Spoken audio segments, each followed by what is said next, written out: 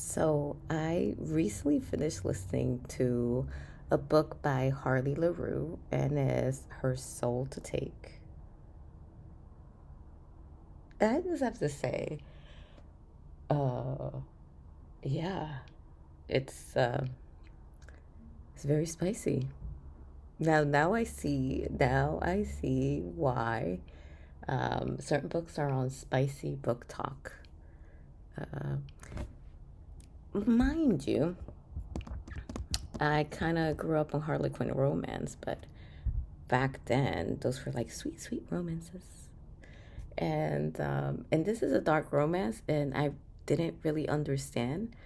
I kind of knew that it was just more intense, but I didn't realize like how intense it really is.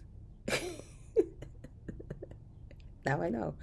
Now I know why these books make a certain list and all that. But I have to do this disclaimer. This is not at all like a bad take or anything on it. It's just something that I hadn't noted before, and now I did. Still, I enjoy the book. I listened to it all and everything, and it was fantastic. The one thing that I will say though that I didn't care too much about was just the main character, the female MC, who is Raylan. And I've said it before on my book reviews, and I'll say it again here. It's just, I don't really care for clueless women as MCs. And I got a lot of that vibe from Raylan, from the character. And it just like every time I will read certain things, and then I will see that it was another like, oh, yes, this is not so bad. Or I know this is bad and I'm still going to do it. I'm like, I get it. The character has like zero self preservation skills. But at times I was like, this is on another level. Like, what's going on here? Um, so that was really like the only kind of like sticking point for me when it comes to Her Soul to Take. The chemistry between her and Leon, who is the demon, was really really well written. And another thing that I appreciate about this book is just kind of like the subversion, how the whole god demon mythology thing was like turned upside down in this book, and I love that. I've said it before. Once again, I'll say it again here.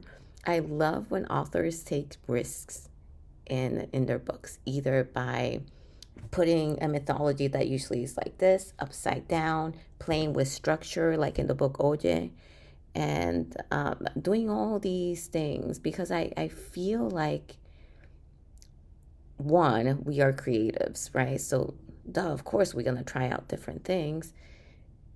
Two, I think it sets the stage for others to come after them and be able to try new things within the industry. And I really appreciate that because it just opens up the door to be even more creative, and then for readers to be more accepting of these different structures and these different ideas.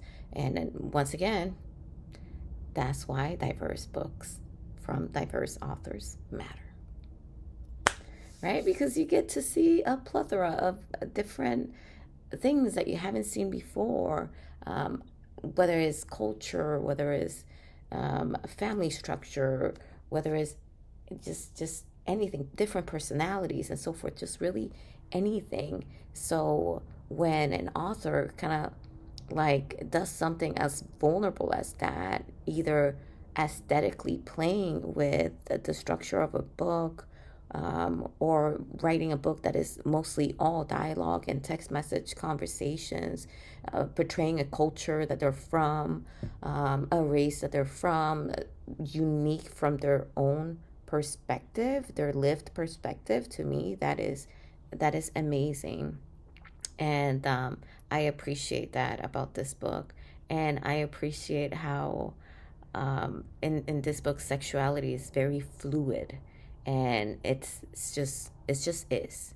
It's natural. Um, and there are a few lines in there that Leon says that really kind of like, good job, Harley LaRoux. Where he's like, no, we don't get caught up in those things in hell. We love who we love, or something like that. I was like, good job.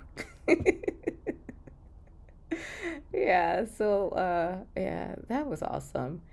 And I highly encourage people, if you love the super spiciness, this is your book right here. If you like to see those unique styles of writing, this is your book here. Check it out. I mean, I enjoyed it.